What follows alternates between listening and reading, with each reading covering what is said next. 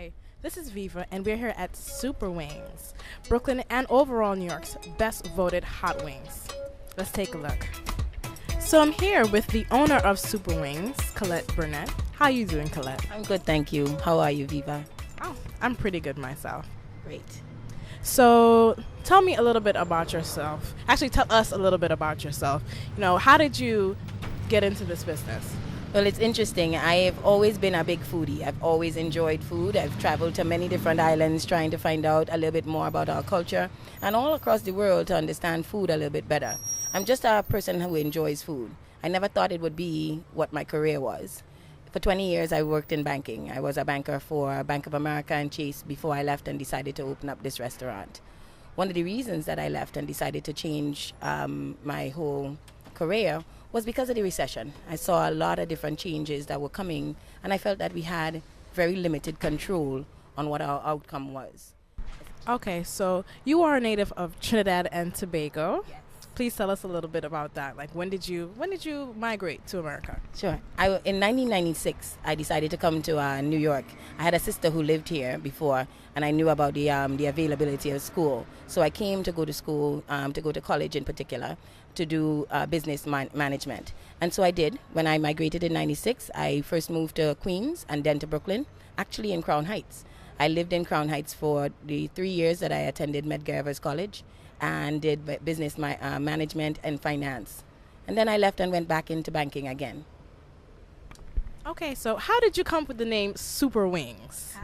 Well, it's easy because what happened was we tried all of our flavors and all that before, and because the wings were exceptional, it felt like there was just a need to tell people as simply as possible what it was that we were doing. The brand or the name, Super Wings, tells as simply as you can that the wings are super. Makes sense, and super they are. We all agree at IMEX, we love your wings. Thank we you. absolutely love your wings. Okay, so tell us about the flavors. How did you come up with these flavors? Well, I thought that one of the things that I didn't notice when I was traveling throughout the the world or the states was that there was not a lot of Caribbean flavors that you could find. Nothing that spoke to our islands and the flavors, particularly those things that make you feel most like you at home. I felt that the way that food was being prepared was not a way that was familiar or authentic to my culture, and I thought that it was a gap. I saw that indeed I felt that we could do a better job of showcasing the flavors that the Caribbean has, as well as the culture of the Caribbean through food. So that's where the idea came from. I felt that the idea itself being that we can go do island hopping for your taste buds. Like, we have the Bajan Mary mango, which is an homage to the love of mango in Barbados. We do the same thing with the Trini-Tamarind. I grew up with the tamarind flavors and, eating pylori, and all of us know about those tamarind flavors that was so loved by my family and the people who tried them. I thought, why not bring that and showcase it to the American public, because it wasn't something that was available before. So for me, it was simply addressing a gap that was directly there, that also just felt like it made sense for me to authentically bring who I was and my own culture to the New York culture and so that people could understand it better. That makes a lot of sense. So can you please tell us the flavors that you have available? We have 10 different flavors. We have the Trini-Tamarind, which is the one that we were featured on the Food Network with.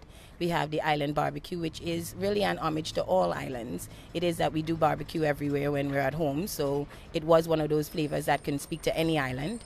We also do the Pineapple Jerk, which is an homage to Jamaica, and the jerk flavors from there. The Ginger Buff, which is really New York's wing, our way of making New York taste flavorful and Caribbean. So the Ginger Buff is probably our most popular wing in New York, but it's not a surprise. It's amazing. And we also have the Spice Island Rubbed, which is for Grenada. And I know, it's so good, isn't it? It's so good. And we really just try to give a different flavor and something that everybody, when they walk in, you could find one that is not spicy, you could find one that is super spicy, you could find one that is dry, one that is battered. It really is entirely up to the individual in front of us. It is really what your palate tells you would like to try today. So that's what we wanted to do. Speaking about the Food Network, you won the Spicy Chicken Challenge Throwdown with Chef Bobby Flay. How did you feel when you saw him approach you? Like, what was going through your mind at that exact moment? I'll be absolutely honest. This is the first time that I'm speaking about this in as candid as I am. Really, it was like a dream come true. To be honest, my fiance and I had spoken about Bobby Flay just about every single month that we had been open prior to that. We watch Food Network religiously. It's part of the reason that I decided to get into food at all. It gives me inspiration all the time. It's just a creative outlet. So watching Bobby Flay go out and throw down or challenge people who were amazing at what they did, we thought if we were amazing enough, he would show up. So every so often when it got really, really difficult, as in business it can, when the days were rainy or it was, cold and getting the doors open was not as easy, we thought if Bobby Flay would throw down with us, we could do it. And we would talk about that again and again. And so when they reached out to us in July, actually you're not supposed to know at all that Bobby Flay is showing up. It was an absolute surprise, as you all could see on the TV. It was really a surprise for me. But when they first reached out, my first question was, is it Bobby Flay? Because we had prayed for it so long, we had wished for it, and we knew that if it was possible for it to show up, that we can really get to the diaspora in a way that was not easily done from a small little nook like we have in Crown Heights.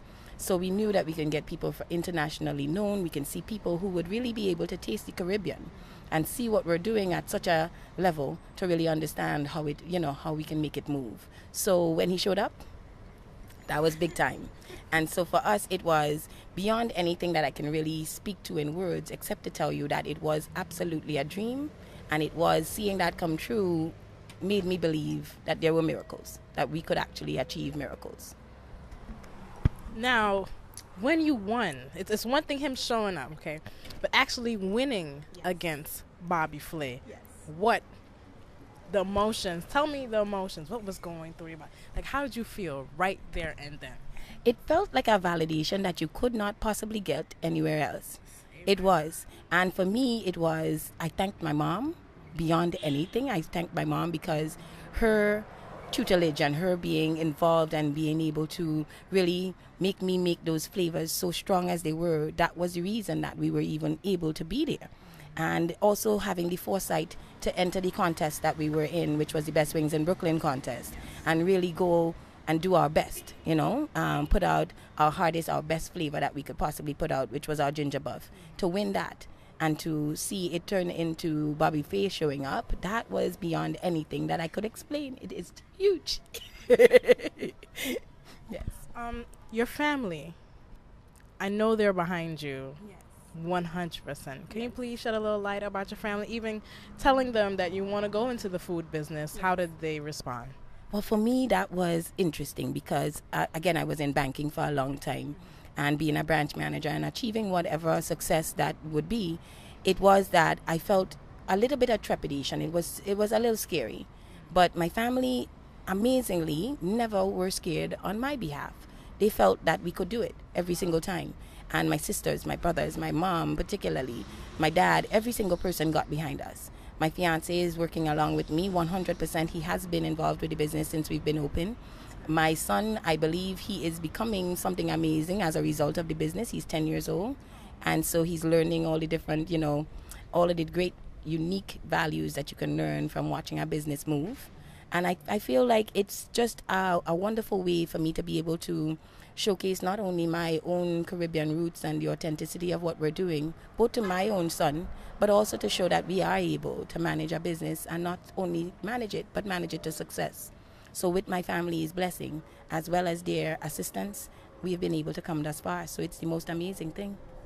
How long have you been open? We've been open since September 2009. So as of September 1st, we'll be 2 years old. What obstacles have you had to overcome and probably still overcoming, opening a new business first time, especially in this economy? Well, that's exactly right, this economy. The biggest challenge is that we are in the midst of one of the deepest recessions and depressions that we have been through ever. To open a business in the midst of that is probably kind of a little bit crazy, but it also meant that we had to be extremely frugal. We had to understand how to make the best bang for our buck, to make sure that we not only gave the best product that we could, but kept the prices affordable at the same time, and also give people a really amazing product. Because it's difficult to find that balance. To be able to give a great product, you have to use great ingredients. Those cost. And so for me, it was important that we managed our waste very well, that every penny that we spent was pennies that were necessary, not frivolous. And so we became very, very good at marketing ourselves for free. Online, social media was very, very important to our getting the word out about what we're doing. It was that we had to learn how to do business differently because it's a different time. And to expect that things would be, credit would be as easy to access, which we had not, and we did not. You can't. So understanding that and knowing how to navigate that and still be able to keep your doors open, pay your employees, those things became tantamount to being able to be successful. And so learning those things and those qualities or those principles quickly was really one of the best things that we could have done and we needed to do in order to stay, afloat. Do you have any advice for anyone who wants to get into this business or, starting to make their way in this business? Yeah. I would say that it's one of the most challenging businesses to be in. But if you are able to be authentic, be yourself completely, also to be honest and your integrity stay high, that it is important that you know that it is not going to be easy, that it is probably one of the most difficult things that you could possibly do. But it is also the happiest thing that I've ever done. I am more happy now than I've ever been. I also feel that it is that if you persevere, have the persistence to stay very, very positive no matter what you see in front of you, and know that indeed you can win. Having that persistence and the patience to hold on when it becomes so difficult that you feel that, hey, it's enough for me. Knowing that down the road it does change, but that you must indeed stay very, very strong in your faith and know that you can move forward, and you will, as long as you stay patient and persistent. That's the advice I would have for anyone that is going into this business, because it's not simple. But it is possible. And us being able to be here and to be able to be a beacon for the community to see that it is possible is probably the biggest success that we've had thus far. To have people say to us, you embody what we know the West Indian community speaks to, that your flavor that you bring and the aspect of care and love that we show is stuff that we are comfortable and happy and been doing in our Caribbean islands for a long time. So watching that and knowing that the community recognizes that every single time that we are out here, that I think you willingly do it 100 times over. At least that's been my experience. Well, listeners, take heed to her word. If you're going into the food business, chicken wing business, that was a lot of common sense. That was a lot of knowledge he just dropped on you guys.